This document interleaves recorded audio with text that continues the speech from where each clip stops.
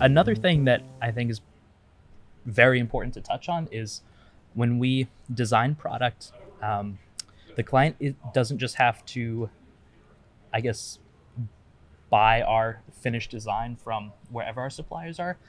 In order to make that finished design, we touched on a little bit earlier, there's usually tooling costs associated. And basically, what tooling costs are when you injection mold something or um, make something out of really any material, there has to be some kind of jig or rig put together.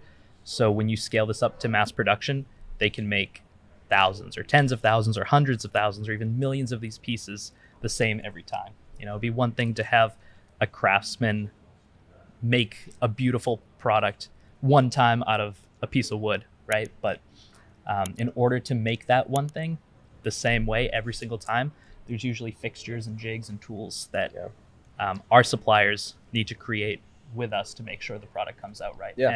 And of course, because those are all bespoke pieces that need to be built to make the product, there's always a cost associated with them. And so we are very sensitive to that too. Sometimes we have clients that have a pretty good sized budget and are willing to spend money on tooling to have the product be exactly what they want, exactly what they envision.